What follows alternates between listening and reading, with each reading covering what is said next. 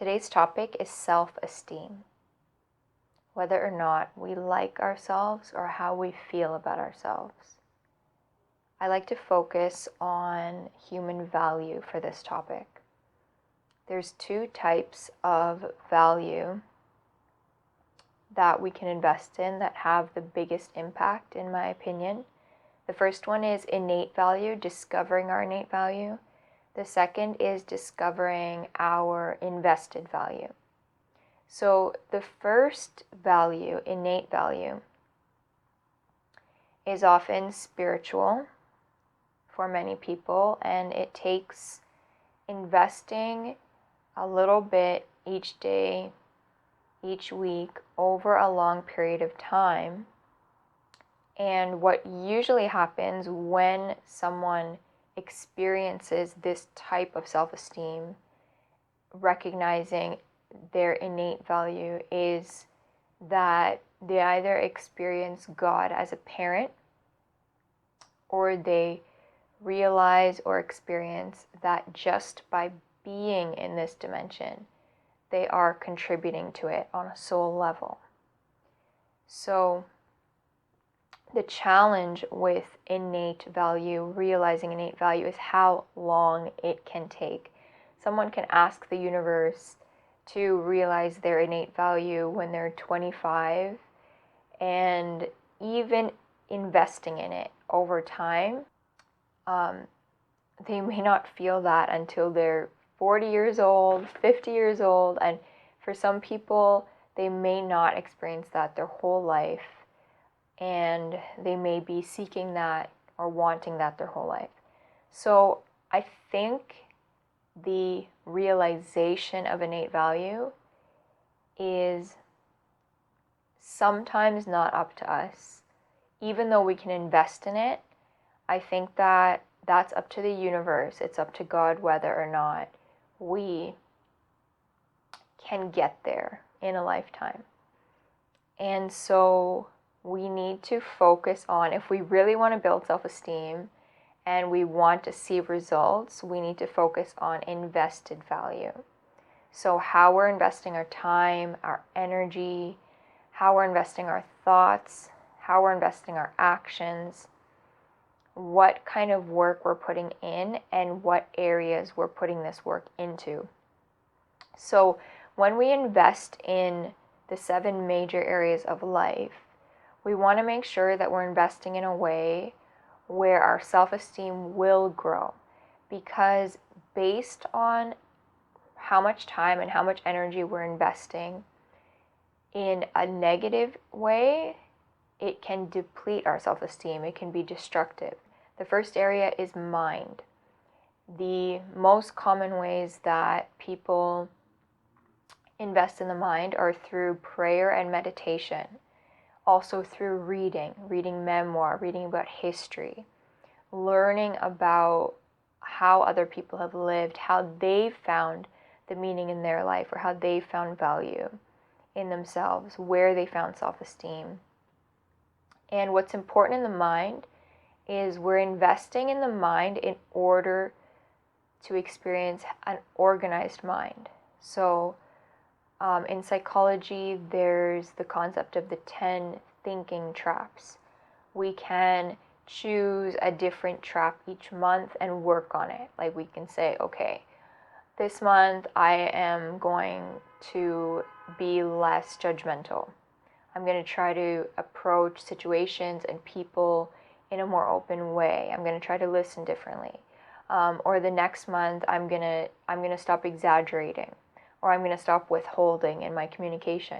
So we can do practices like that to invest in the mind and organize the mind over time.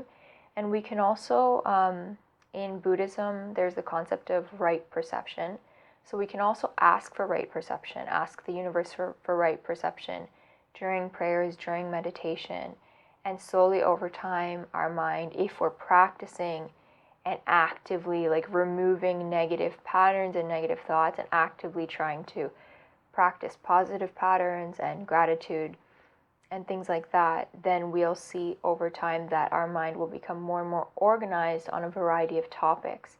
So when we encounter such a stressful situation that used to like send us off maybe into a negative spin, then we realize that our mind is changing because we may not feel so negative or out of control the next time. And we encounter that similar situation.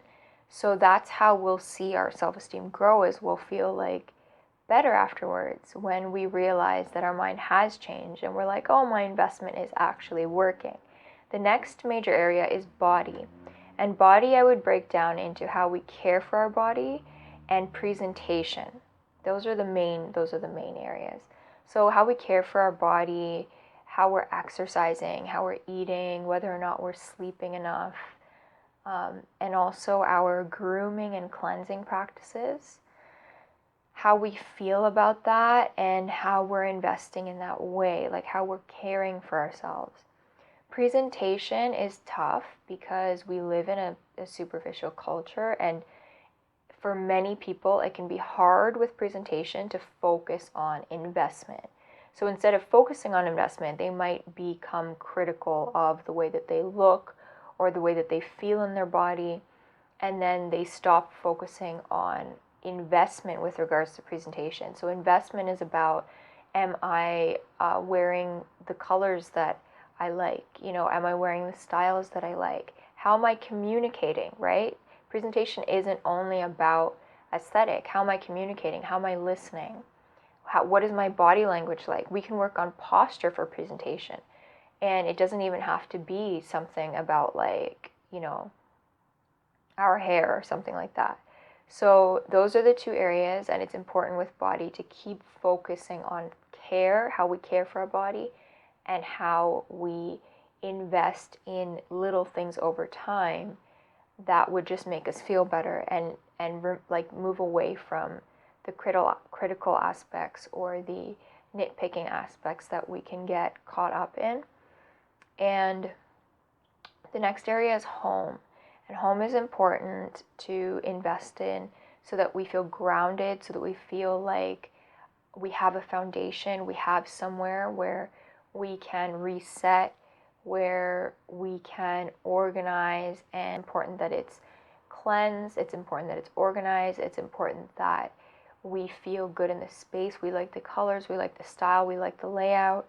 And investing in home over time will have kind of like this secret self-esteem that builds. So when we're walking down the street, it's not even like people that walk past us, they won't see our home, but just us knowing like where we just came from and where we're going back to can give us a kind of peace and a nice feeling when we feel good about our home and we're investing in it over time. So the next area are relationships. And relationships, it's important to assess. Am I investing in positive relationships? Am I investing in negative relationships? Are relationships toxic? Are we growing in a relationship? Do we have the freedom to be honest? Do we have the freedom to use our voice, to explore? So these are the things that we can think about with relationships. And relationships is one of those things where if we are investing in the wrong relationships, it can have a really negative impact on self-esteem, or our self-esteem can decrease dramatically. I think that I would say relationships and career are the two areas where, and body, I guess. So 3 areas where if we're investing in the wrong way, it can negatively impact our self-esteem the fastest. And so that's relationships. And then career, I think that career, from my observation, career is the one area out of the 7 where most people through school are set up to think about investing over a long period of time and building their self-esteem in that way, in that area. Like in career, a lot of people choose an industry that they would want to explore, or they would want to be in 5 years from now or 10 years from now. So I think they're kind of prepared for self-esteem to build through their career over time. Whereas with mind, like some people might think it's not realistic to organize our thoughts, or with body, some people might think it's not realistic to feel confident and secure and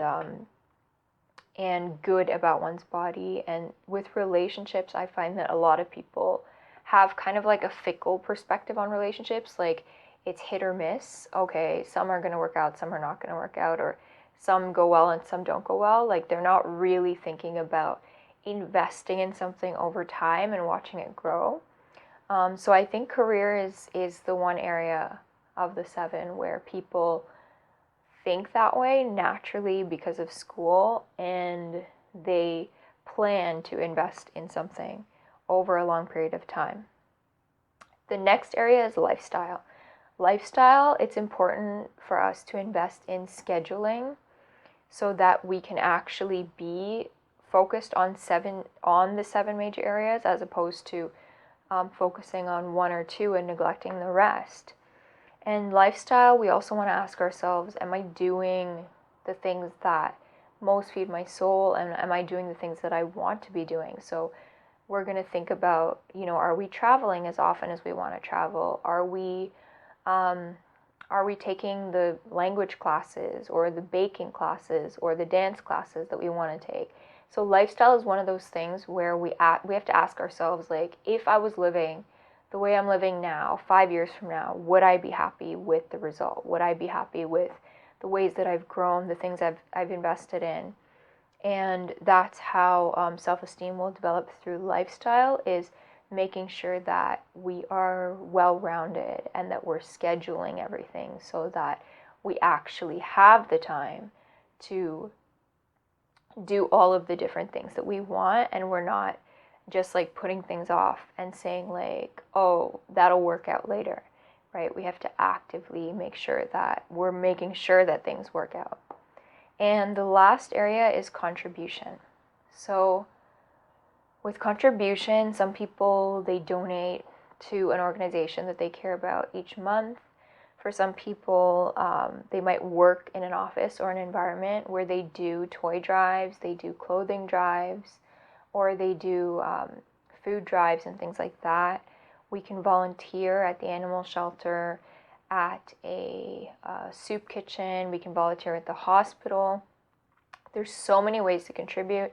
We can mentor, and it just helps us step outside of ourselves and think about other people, and think about the world, and think about how we're impacting and what kind of result that has for other people, and then in turn it'll have like a result for us. So those are the 7 areas, and when we invest in these areas consistently, our self-esteem grows in a balanced way. And that's why I wanted to break the areas down, is because it's important that our self-esteem grows equally, because if we're doing really well in one area of life and we're not doing well in another, our self-esteem could actually like be flat, and we don't actually feel really valuable, because this area is like a mess, and then this area looks great, but then it can feel like false. Like, it can feel like,